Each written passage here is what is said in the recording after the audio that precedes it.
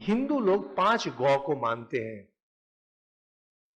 अगर हिंदू लोग को परिभाषित करने के लिए कहा जाए तो हिंदू लोग 5 गौ मानते हैं। गया, गंगा, गीता, गायत्री, गुरु, ये 5 चीज, ये 5 है। गया, गंगा, गीता, गायत्री, गुरु। गया, ये लोग मानते हैं कि ये जो विश्व ब्रह्मांड है,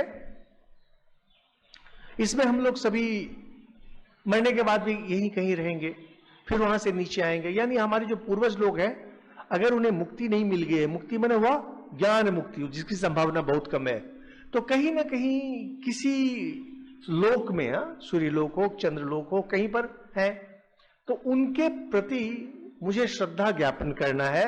इसीलिए आप देखेंगे कि श्राद्ध कर्म किया जाता है, महालया के दिन पिंडदान दिया जाता है, और जो लोग बहुत ही धार्मिक प्रवृत्ति के होते हैं, रोज स्नान के समय अपने पितरों के नाम जल से तर्पण करते हैं अपने पितरों को। और जब कभी मौका मिलता है तो वंश में कभी कोई गया जाकर के अपने पूर्वजों के नाम पिंडदान कर देता है। जब पिंडदान कर दिया अपने, अब आपको उनके नाम से कुछ नहीं करना पड़ेगा। तो हर व्यक्ति के लिए तो गया जाना संभव नहीं होता। मान लीजिए जो रामेश्वरम में है, वो कब गया आएगा, तो हो सकता है कि 10-12 पुरखों के बाद, 10-12 जनरेशन के बाद कोई एक बंदा किसी तरह से गया आया। अब वो आकर के अपने जितने सारे पूर्वज हैं उनके नाम, गांव के लोगों के नाम, सबके नाम में वो पिंडदान कर देता है।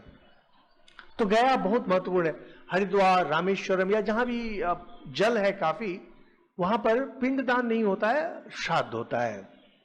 तो गयासुर थे, उनको भगवान विष्णु ने आशीर्वाद दिया था कि हर हिंदू आकर के यहां पर पिंडदान करेगा। गंगा जल, नदियों में गंगा जल जो है, यह जो जीवित व्यक्ति है उसे भी पवित्र करता है, जो मरा हुआ है उसे भी पवित्र करता है। इसलिए हर व्यक्ति चाहता है कि मरने के समय मैं गंगा किनारे मरूं। गंगा लाभ नाम ही है, उन्हें गंगा लाभ हो गया, माने खत्म हो गए। और अगर घर में गंगा जल रहे, थोड़ा छिड़क दो तो लगता है कि मैं पवित्र हो गया। गीता हमारे सारे शास्त्रों का सार है। गीता में सब कुछ है, आध्यात्मिक दर्शन है, जीवन जीने की कला है, दैनंदिन जीवन जीने की कला है, सब कुछ है। यानी गीता कम से कम एक अध्याय हर हिंदू को रोज पढ़ना चाहिए, तो उससे ना वो जुड़ा रहेगा। अगर अपने आप को हिंदू कहता है और अपने आप को धर्म जीवन में लाना चाहता है, तो नहीं लाना चाहते फिर तो कोई बात ही नहीं हुई। जब आदमी कोई स्वर्गवासी हो जाता है तो उसके मृत शरीर के सामने गीता पाठ किया जाता है। गीता पाठ लोग प्राय सोचते हैं जो आत्मा का न जन्म है न मृत्यु है, इसके बारे में बोला जा रहा है। नहीं, गीता है कि देखिए, आप एक अच्छे हिंदू थे, आप जीवन हिंदू संस्कार के अनुसार बिताए या नहीं भी बिताए, चलिए सब शास्त्र सार इससे मैं आपको विदा कर दे रहा हूं। और पहले के दिनों में हम लोग पुरानी किताबों को जब पढ़ते हैं, उसमें आता है कि भारत में आर्य और अनार्य थे। आर्य साधारणतः शरीर के रंग से माना जाता है, लेकिन आर्य की परिभाषा स्पष्ट थी, जिसने वेद पढ़ा है वो आर्य कहलाते थे। द्विज, जिनका 2 बार जन्म हुआ, यानी जिनका उपनयन हुआ है, यानी जिन्होंने जनेऊ धारण किया है वह द्विज है। ब्राह्मण, क्षत्रिय, वैश्य, इनको द्विज बोला जाता था। द्विज का अर्थ होता था कि उसे उपनयन में जनेऊ मिला है, यज्ञोपवीत मिला है और गायत्री मंत्र मिला है। जब मनुस्मृति आदि पढ़ते हैं, उसमें स्पष्ट लिखा हुआ है कि जो शूद्र हैं उनको धीरे धीरे ऊपर लाना है। स्वामी विवेकानंद बार बार बोलते थे कि भारतीय जीवन का आदर्श ही है कि जो नीचे है उसे धीरे धीरे ऊपर लाओ। संस्कृति के बारे में बात कर रहे हैं, और आध्यात्मिक संस्कृति। भारत में आध्यात्मिक ज्ञान का प्रचार प्रसार इतना बढ़ गया है। भारत में अभी विशेष करके सोशल मीडिया आदि के कारण साधारण लोग भी सब कुछ जान गए हैं क्या है। और मूलतः संस्कृति में एक उत्थान हुआ है।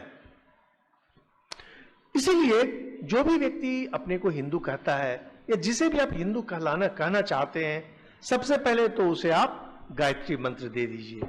यह है गायत्री मंत्र और यह है ध्यान विधि। गायत्री मंत्र का जप करो, ध्यान करो। अगर तुम अशुद्ध हो तो शुद्ध हो जाओगे, और अगर शुद्ध हो तो धीरे धीरे तुम आध्यात्मिक ऊंचाई पर चढ़ोगे। गायत्री हिंदू धर्म का मूल मंत्र है। गीता हिंदू लोगों का मूल ग्रंथ है, मूल ग्रंथ। और ये सारी चीजें जो 4 बातें कही गई, ये चलती हैं गुरु के बल पर। भारतवर्ष गुरु का धर्म, की जो अभी कुल धर्म के बारे में बात कही गई ना, अन्यान्य धर्म अपने अपने प्रॉफिट्स पे चलते हैं, अपने अपने आप ईश दूत बोलिए, अवतार बोलिए, जिस से बोलिए चलते हैं। लेकिन हिंदू लोग मूलतः गुरु के अनुसार चलते हैं। और ये गुरु पूरा वेद के अनुसार चलते हैं।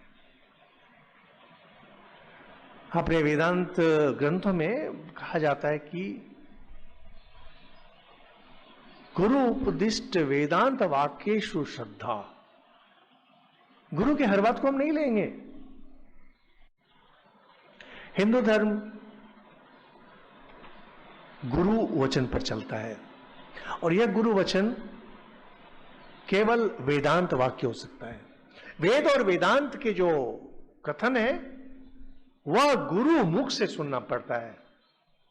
लेकिन अगर गुरु उसमें कुछ अपना घुसा दे अपनी तरफ से, उसकी अनुमति नहीं है।